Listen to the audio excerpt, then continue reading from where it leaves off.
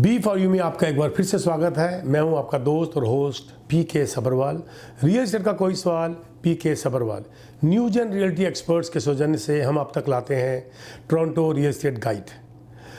आपसे हम last week से हम डिस्कस कर रहे हैं सेलिंग की प्रॉब्लम्स क्या आती हैं और क्या क्या चीज़ आपको अवॉइड करनी चाहिए। Let's continue with that.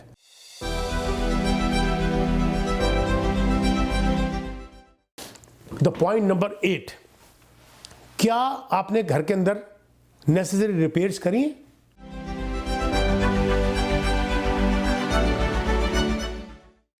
घर आपका 1 मिलियन का और बाहर का बल्ब बुझा हुआ है। कितनी अजीब सी बात है। 1 मिलियन का घर देखने जो आ रहा है, दरवाजे की दोनों तरफ 2 बल्ब लगे हैं, 1 बल्ब बंद। बाहर से एक काना घर नजर आ रहा है। पहला इंप्रेशन ही खराब हो गया। कितनी अजीब बात है। और बल्ब कितने का? $2 का। क्या सोचा आपने? आप अंदर आए, अंदर आते ही पता चला कि जी दरवाजा जैसे खुला, मुझे एक बड़ी पुरानी बात याद आती है। एक महमूद की पिक्चर थी ओम प्रकाश के साथ, दरवाजा खुला कड़ कड़ कड़ कड़ कड़ कड़ टैं, कुछ ऐसी मुझे याद आता है सीन। जैसे ही विजिटर ने दरवाजा खोला, भूत बंगले की आवाज़ आ रही है, क्योंकि उसके अंदर आपने जंग लगा हुआ है। दरवाजे को आपने इतनी कोशिश नहीं करी कि उसको ऑयलिंग ही करते कम से कम, स्मूथली दरवाजा खुले। जैसे ही दरवाजा खुला कड़ कड़ कड़ कड़ कड़ कड़, सारा इंप्रेशन ही खराब हो गया। इस रिपेयर में क्या आपको पैसे की जरूरत है? नहीं, इसमें सिर्फ आपको थोड़ा सा ऑयल डालना है। वैसे एक प्रोडक्ट है, I don't know whether I should share this channel और नॉट, WD-40 बड़ा फेमस है। उसको स्प्रे कर दीजिए, हिंजिस को स्प्रे कर दीजिए, स्मूथली खुलेगा। Very good impression. बाथरूम में गए, नलका कर रहा है tip tip tip tip tip tip, बरसा पानी, वही गाना सुन लेते हैं। इसके बाद ये क्या हो रहा है? मतलब आप घर बेच रहे हो, क्या कर रहे हो? वो टिप टिप जो बूंद है उसको रोकने की कोशिश नहीं कर रहे आप, और 1 मिलियन का घर बेच रहे हो। पहले किसी हैंडीमैन को बुला के उसको बंद करवा दो, $20 खर्च कर दो, $50 खर्च कर दो। क्योंकि मैं $20 इसलिए बोल रहा हूँ कि हैंडीमैन अगर आने के $60 लेगा तो सिर्फ वो फॉसेट को ठीक नहीं करेगा, वो जो आवाज़ खड़खड़ कर रही है उसको भी ठीक करेगा, बल्ब भी बदलेगा। तो ऑन एन एवरेज $20 पड़ जाएगा पर रिपेयर। तो $20 को ठीक कर लो, बजाय 2000 मकान की कीमत कम करने के। ये बहुत ज़रूरी है, और करना फिर भी पड़ेगा, क्योंकि जब अगले ने बाहर ने होम इंस्पेक्शन की डाल दी कंडीशन, तो ये तो आपको रिपेयर करना ही पड़ेगा। तो क्यों ना एक पहले ही अच्छा से इंप्रेशन दे दिया जाए, और रिपेयर के साथ साथ मुझे एक टिप भी याद आ गई, बड़ी इंपॉर्टेंट। घर में अगर छोटा बच्चा है तो बेबी ऑयल आप यूज़ करते होंगे बच्चे के लिए। बेबी ऑयल लीजिए, नीचे फर्नेस में जाइए, फर्नेस के फिल्टर को निकालिए, फिल्टर नया डाल दीजिए। फिल्टर जो है 3 फिल्टर का पैक आपको मिल जाता है अंदाज़ा $24-25 का। एक फिल्टर हर 3 महीने बदलना चाहिए, चाहे आपने 1 महीना पहले भी बदला है। जब भी फिल्टर बदलें, फिल्टर को बाहर निकालो, नए फिल्टर के ऊपर बेबी ऑयल की स्प्रे कर दीजिए और उस फिल्टर को अंदर डाल दो। वो बेबी ऑयल की खुशबू कई दिन घर में रहेगी, फिल्टर के थ्रू सारा दिन घर में आती रहेगी। जब घर में कोई आ रहा है, कितनी सी खुशबू आ रही है, उसको पॉजिटिव वाइब्स आ रही हैं। लाइट बंद नहीं है, दरवाज़ा स्मूथली खुल रहा है, अंदर लाइट म्यूज़िक बज रहा है। और म्यूज़िक में भी अपनी लैंग्वेज का म्यूज़िक मत बजाइए, क्योंकि क्या पता कौन अंदर आ रहा है, कुछ पता ही नहीं कौन सी लैंग्वेज का अंदर है। तो इसलिए आपको इंस्ट्रूमेंटल म्यूज़िक लगा दीजिए। इंस्ट्रूमेंट म्यूज़िक हर भाषा के लिए, इंस्ट्रूमेंटल म्यूज़िक लाइट लगा दीजिए और थोड़ा सॉफ्ट लगा दीजिए। जैज़ भी मत लगा दीजिए, कोई लाउड भी मत लगा दीजिए, हो सकता है मुझे जैज़ पसंद ही ना हो। एक इंस्ट्रूमेंटल म्यूज़िक लाइट से लगा दीजिए, कोई खर्चा नहीं है। रिपेयर के साथ साथ ये बातें ऐड करते जाइए। तो repair is most important thing, minor, but don't over repair your house, don't over do your house.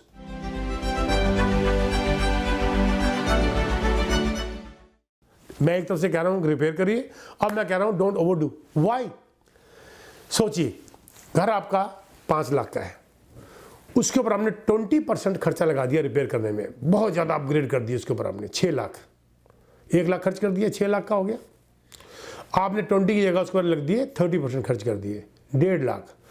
5 lakh का घर 1.5 लाख आपने ही खर्च कर दिए कि मैं तो जी 1.5 लाख खर्च करके 2 लाख महंगा मांग लूँगा। नो सर, अगर वो नेबरहुड 5 लाख का है तो उस 5 लाख के नेबरहुड में कोई भी आपको 15% से ऊपर पैसा नहीं देगा। अगर उसने 5 लाख के नेबरहुड में 6.5 लाख देने हैं तो वो 6.5 लाख वाले नेबरहुड में चला जाएगा, आपका घर बिकता बिकता रुक जाएगा। Don't over do your house. घर के ऊपर ओवर खर्चा भी मत करिए, ये मोस्ट इंपॉर्टेंट पॉइंट है। अक्सर हम कहते हैं जी हम इस 5 लाख वाले नेबरहुड में सिंपल फार्मूला है, घर की वैल्यू उस नेबरहुड से कभी भी 15% से ऊपर खर्च मत करिए। Simple thumb rule.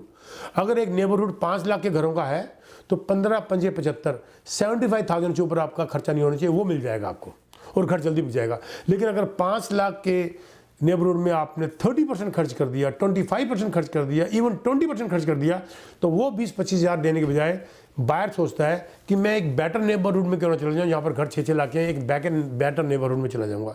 ये बहुत इंपॉर्टेंट पॉइंट था जिसको आप नोट करके रखिए। Don't ever over do your house.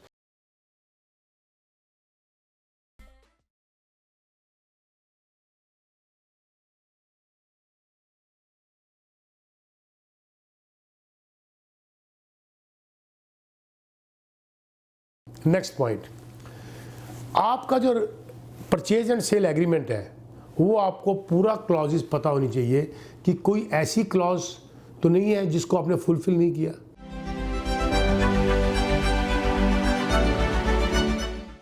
हालांकि आपका रियल्टर इस बात का ध्यान रखता है, आपको बताता है, आपके लॉयर भी इस बात को वॉच करके आपको बताते हैं क्लोजिंग से पहले, लेकिन आपको भी अपडेटेड होना बहुत ज़रूरी है। क्या आपके एग्रीमेंट में लिखा हुआ था कि फलानी चीज़ रिपेयर होगी क्लोजिंग से पहले और क्लोजिंग से 10 दिन पहले? अगर आपने नहीं की तो क्लोजिंग में प्रॉब्लम आ सकती है, एक लॉसूट फाइल हो सकता है, झगड़ा हो सकता है। क्या सोचा आपने? होम इंस्पेक्शन में क्या क्या प्रॉब्लम थी, उसमें क्या क्या ठीक आपने करना था, क्या उसने करना था, क्या पता है? टाइटल के बारे में किसकी जिम्मेवारी क्या थी, क्या पता है आपको? क्लोजिंग कॉस्ट में क्या कॉस्ट सेलर की जिम्मे थी, क्या कॉस्ट बायर की जिम्मे थी? हालांकि रियल्टर आपको बता देते हैं, क्या पता है आपको? ये बातें बहुत ज़रूरी हैं। ये बातों का पता होना वैसे ही बड़ा ज़रूरी है क्योंकि आपके लिए अच्छा है, आपके बायर के लिए अच्छा है, आपके रियल्टर के लिए अच्छा है, आपके लॉयर के लिए अच्छा है और आपके सुकून के लिए अच्छा है। अगर नहीं पता तो सबके लिए गलत है। ये बात बहुत ज़्यादा इंपॉर्टेंट है, इस बात को समझना। अब हम बात करते हैं नेक्स्ट पॉइंट जो है, ये जितने पॉइंट मैं डिस्कस कर रहा हूँ ये मेरी ज़िंदगी के साथ बीते हुए हैं, मेरे प्रैक्टिकल मेरे साथ हो चुके हैं। Are you flexible in timings?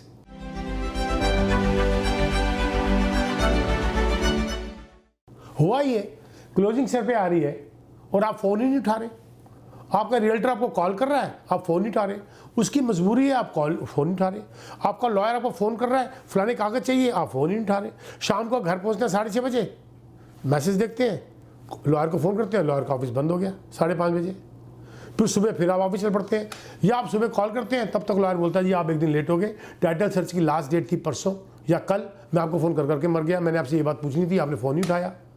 Are you flexible? You are selling a house, you are not selling sabzi. $2 $4 की चीज़ नहीं बेच रहे, आप 5 लाख 6 लाख $1 मिलियन का घर बेच रहे हो। You have to be flexible और you have to have access to the messages at least somebody is sending you, ताकि आप रिस्पॉन्स दे सको, उसकी नज़ाकत समझ सको, उसकी इंपॉर्टेंस समझ सको। ये तो होगी घर बेचने के बाद की बात। घर बिकने से पहले भी आपका एक्सेसिबल होना बहुत ज़्यादा ज़रूरी है। हो सकता है ऑफर रात को ही डालनी हो, आपका रियल्टर आपसे कंटेक्ट करना चाहता हो और आप फ़ोन ही नहीं उठा रहे। हो सकता है जिसने रात को ऑफर डालनी हो वही आपका बायर हो, उसी के थ्रू घर बिक चुका हो और आप कह रहे हो नहीं जी कोई बात नहीं, अगला बायर देख लेंगे। Something it is very costly affair. ये फ्लेक्सिबिलिटी का होना बहुत ज़रूरी है। चलिए अब नेक्स्ट पॉइंट डिस्कस करते हैं, और ये भी बड़ा नेचुरल सा पॉइंट है। ये मेरी ज़िंदगी के तजुर्बों के साथ सब जुड़े हुए पॉइंट्स हैं जो कि कहीं लिखे हुए नहीं है, सिर्फ मैं अपने एक्सपीरियंस को आपसे डिस्कस करता हूँ। जब कोई घर देखने आए, घर में भीड़ मत होने दीजिए।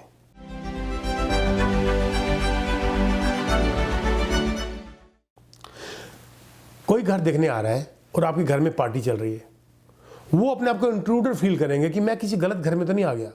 पहले ही से वो अब बैक फुटिंग में आ जाएंगे। जैसे ही वो बैक फुटिंग में आएंगे, घर आपका क्या देखेंगे? वो एम्बेरस होकर बैठे होंगे। कोशिश करिए घर के अंदर भीड़ ना हो और कोई भी ना हो, और अगर मजबूरी रहना भी पड़ता है तो एक कॉर्नर में, एक फैमिली रूम में चुपचाप बैठ के टीवी देखिए, उनका वेलकम करिए और उनके साथ इंटरफेरेंस बंद कर दीजिए। Let them be free. उनको कह दीजिए feel free as your home and just take around, और उनको लगे कि यस हमें कोई डिस्टर्ब नहीं कर रहा। भीड़ इकट्ठी करने से उनके अंदर एम्बैरेसमेंट सी हो जाती है और थोड़ा सा उनको लगता है कि हम इंट्रूडर गलत घर में आ गए, इनकी पार्टी को हम लोग ख़राब कर रहे हैं। ये बहुत ज़्यादा जरूरी है। एक बात और, ये मत सोचिए कि अगर आपने घर में पेट्स रखे हैं या आप सिगरेट पीते हैं तो सबको पेट्स पसंद है या सब सिगरेट पीते हैं। No.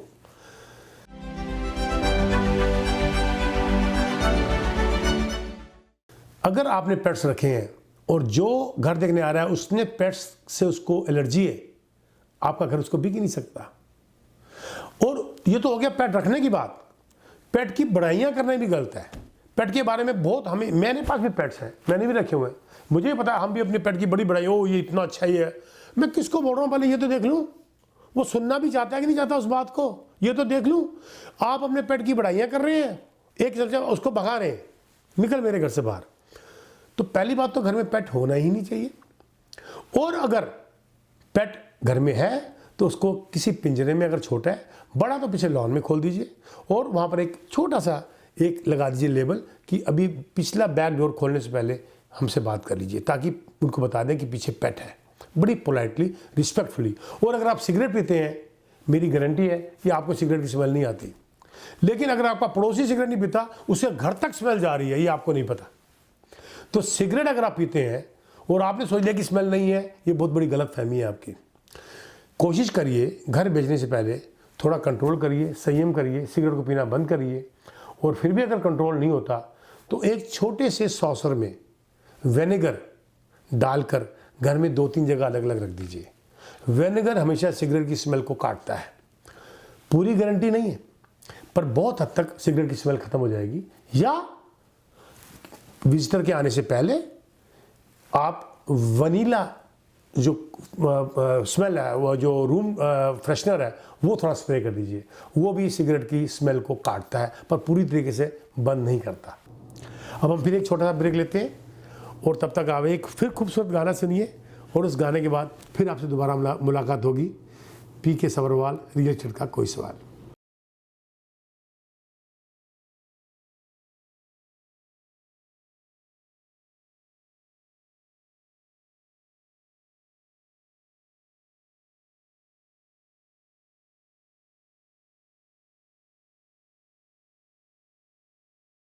Now let's discuss next point, and this next point is so important कि आपको हैरानगी होगी कि ये ऐसे भी होता है। जब भी आपके विजिटर आपके घर देखने आए, नेवर एवर इंटरफियर।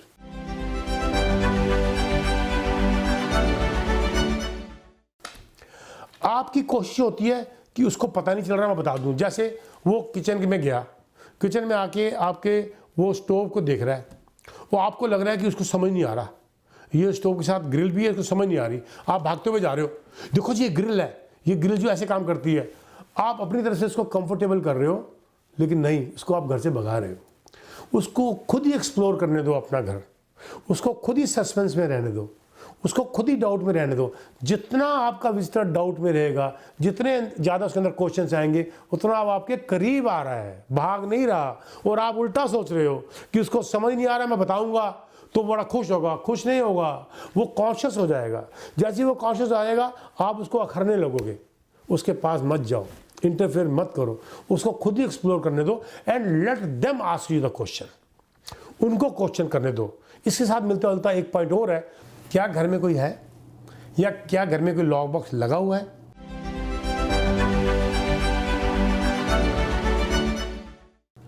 ये ना हो कि कोई घर देखना चाहता है, घर में लॉक बॉक्स नहीं है और घर में कोई है ही नहीं।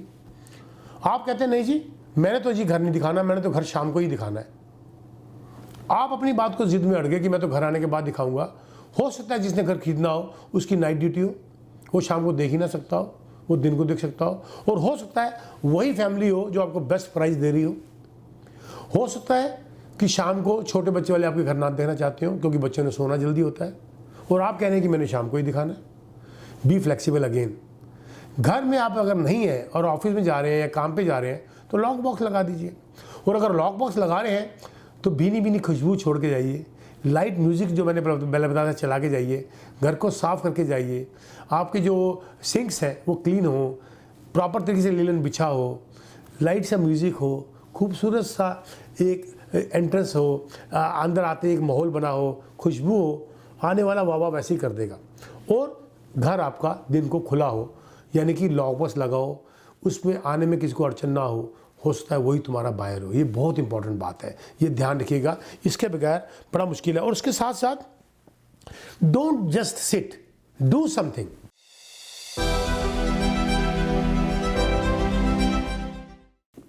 ये नहीं कि आपने लिस्ट कर दिया, रियल्टर को दे दिया, अब रियल्टर सारे काम करेगा। No, you have to be on your toes, put your realtor on the toes.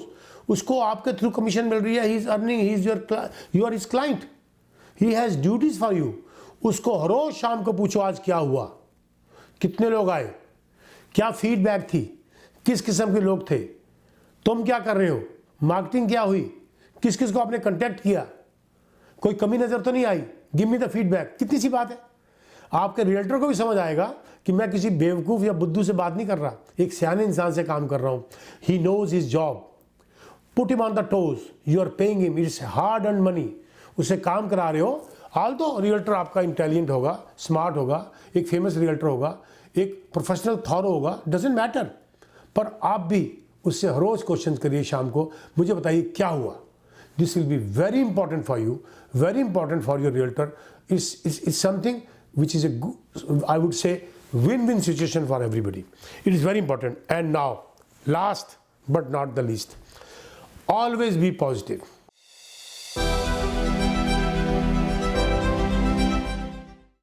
Always be positive.